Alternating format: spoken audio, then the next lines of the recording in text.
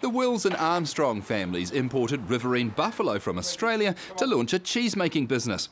They have a plant at Dairy Flat where Massey University graduate Annie and her mother Pam make varieties of cheese.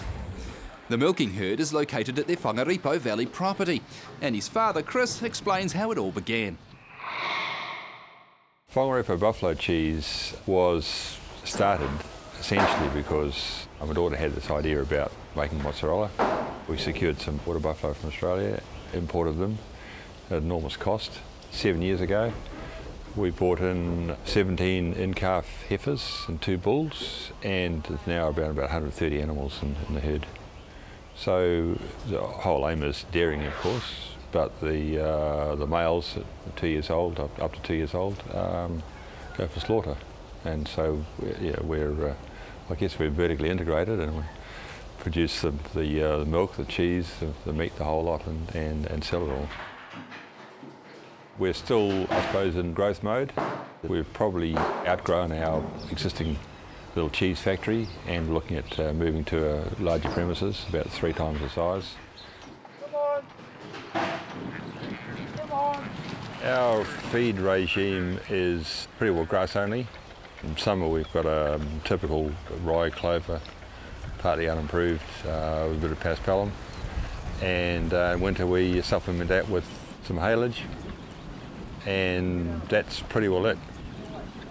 Very definitely organic principles.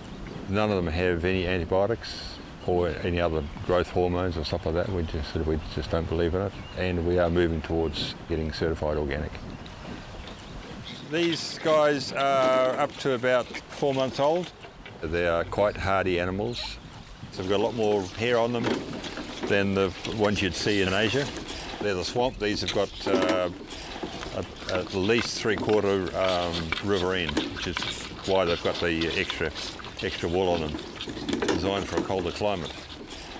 Some of these are down in South Island, down Christchurch, and they'll go out in the snow quite happily.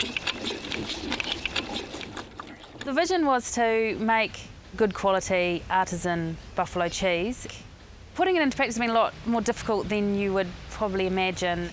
Going through the processes to get a cheese factory up and running and getting certified, it is a hard road. It's definitely worth it. And the buffalo themselves have been a lot they're different to work with than normal cows, so that's been a learning process as well. And the milk is a lot different.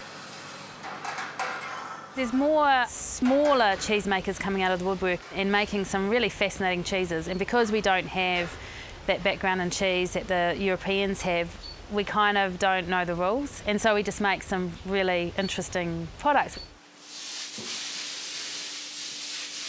Because we milk all year round, there's cows coming into the herd all the time, so the milk is changing regularly, so sort of every batch is going to be different with the milk solids in there and with the amount of fat, and it's also incredibly high calcium, which has an effect in the cheese as well. So there is a challenge having a single herd and a small herd that's milking all year round.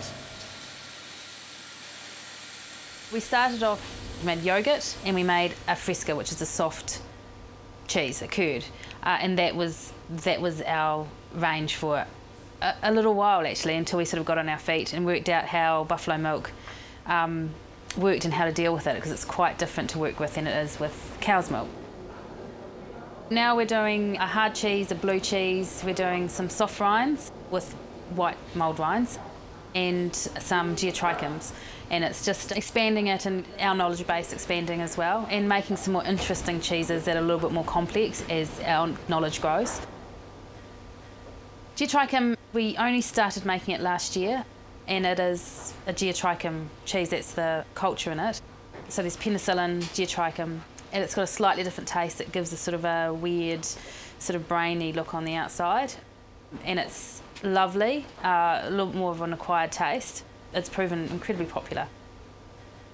There is a big gap in the retail side. There's a few specialist shops now that know how to deal with different types of cheese and their needs. I mean, it is alive and it does change, and it sometimes becomes things that you probably, not everyone loves. And so the shops that function with that and are good at selling that and looking after the cheese and loving your cheese, There is a big gap in the market there. There's definitely a few, but there probably needs to be a few more. One of the world's leading authorities on cheese is Juliet Harbert. She was in New Zealand recently visiting artisan cheesemakers.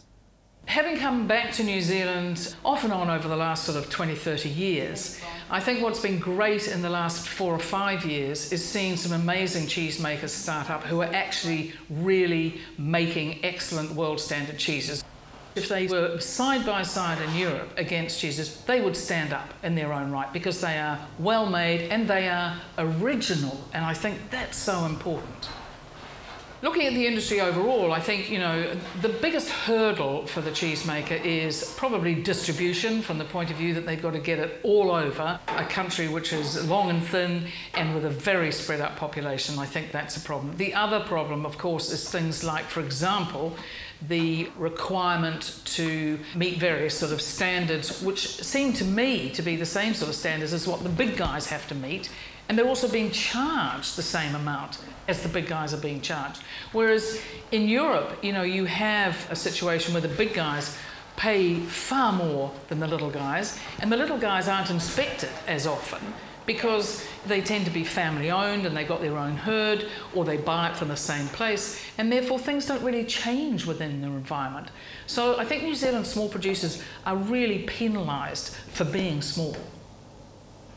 I think there's a huge, bright future for New Zealand artisan cheeses. I think there's wonderful opportunities for those young cheesemakers to put their mark on New Zealand cheeses in the same way as we did in our wine industry. You know, in the wine industry, when we stopped copying Europe and we created these wonderful, world standard, amazing wines, which I can even drink in my local pub, you know, we were there on the world market. And I think that that's what the young cheesemakers can do in New Zealand.